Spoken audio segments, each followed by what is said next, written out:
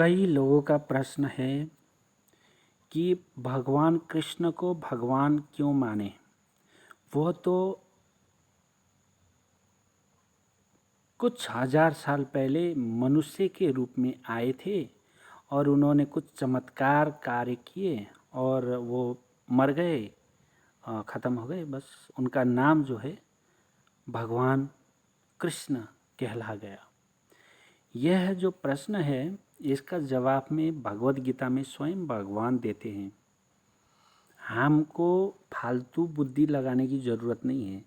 आज के समय में हर व्यक्ति प्रश्न करता है, उसका जो जवाब है वो भगवद गीता में भगवान कृष्ण खुद देते हैं।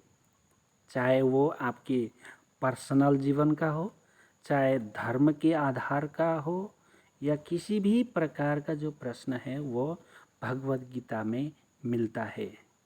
इसीलिए चैनल को सब्सक्राइब कीजिए, फॉलो कीजिए, शेयर कीजिए। आपको बहुत गहरा ज्ञान मिलने वाला है।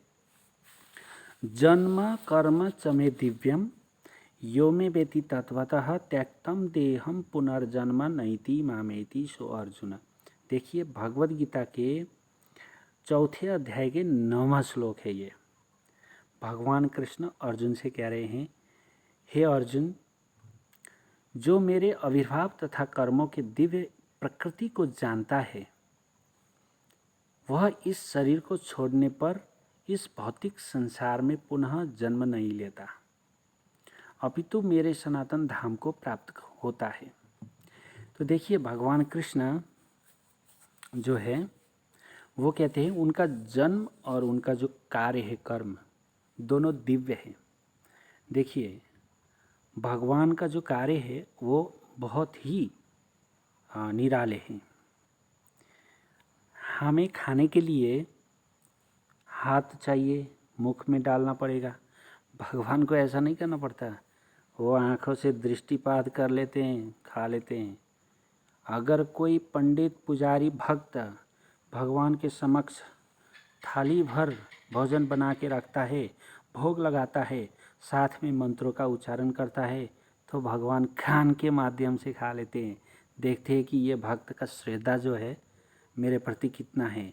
वो मंत्रों के उच्चारण करने से ही भगवान उस सारे प्रसाद को खा लेते हैं और वो उस अशुद्धकरण को शुद्धिकरण करके प्रसाद रूप में उसी प्लेट में छोड़ देते हैं, ताकि बाद में भक्त लोग जो है उस प्रसाद का आनंद लेते हैं। तो भगवान का जो जन्म है वो भी दिव्य है और जो भगवान के कार्यकलाप है, कर्म है, वो भी दिव्य है। तो जो व्यक्ति यह सोचता है कि वो तो एक साधारण मनुष्य थे, वृंदावन में जन्मे और कुछ गोपियों के साथ रासलीला किया और गोवर्धन पर्वत उठाया और कंस को मारा और इस तरह से द्वारका में जाकर बैठ गए और कुछ समय राजा बने और 16,108 उनकी रानियां थी और इस तरह से उन्होंने बाद में जो है बूढ़े हो गए, मर गए, ख़त्म हो गए। यह बहुत विडम्बना प्रश्न है। वास्तव में 16,108 रानियों को, पत्नियों को संभालना साधारण इंसान की हाथ में नहीं है। केवल भगवान कर सकते ऐसे एक साथ।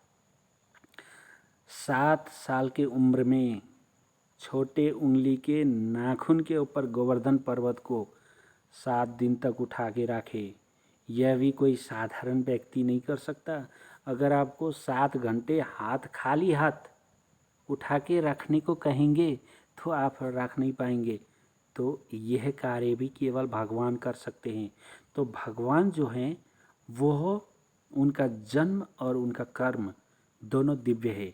वो जन्म नहीं लेते, प्रकट होते हैं और अंतर्ध्यान होते हैं। जन्म कर्म चमे दिव्यम दोनों जो है भगवान का दिव्य है।